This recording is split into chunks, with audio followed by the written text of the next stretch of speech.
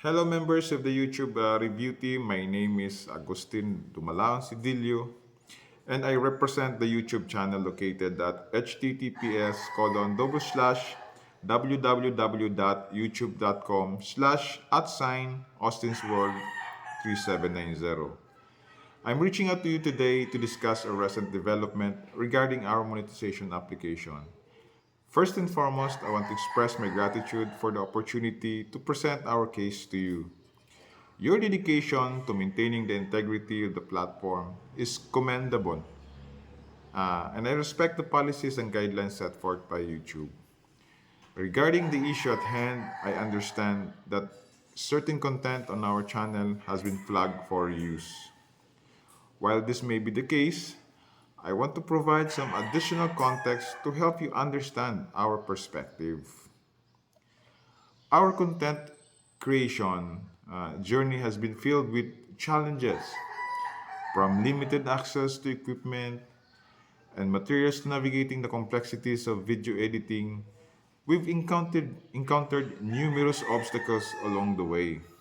However, despite these challenges, we've remained steadfast in our commitment to delivering high quality content to our audience. The content flag for reuse may have included segments inspired or adapted from other creators' works. However, it is important again to note that we've invested significant time and effort into improving and enhancing these segments. Through creative problem solving and resourcefulness, we've transformed borrowed content into original creations that we believe add value to YouTube community. Our goal has always been to provide a unique and engaging experience for our viewers. And we firmly believe that the content we produce accomplishes the goal. Each video reflects our dedication to delivering content that resonates with our audience and contribute positively to the platform.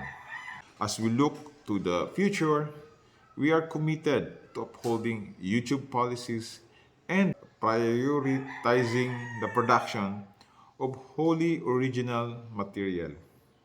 We understand the importance of fostering originality and creativity on the platform, and we are dedicated to being part of that effort.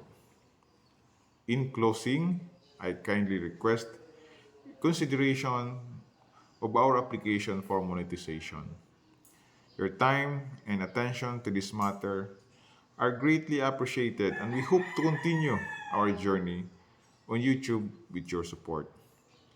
We also included in our request for reconsideration the video editing and the process on how we were able to come up and upload uh, essential and highly valuable video.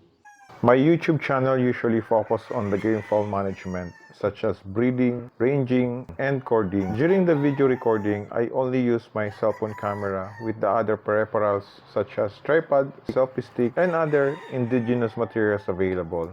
Good morning mga boomers and welcome. At the start of the video recording, I introduce my channel first and greetings to the viewers and subscribers. It's usually followed by mentioning of the topic or discussion that will provide educational and entertainment as well to the viewers. All the game files available in the backyard are often featured and showcased to produce a quality and original video when the case may be. During the video editing, all video captured and stored in the phone will be subject to editing. Using the CapCut application, using only the phone, the video will be edited to high quality content to our audience.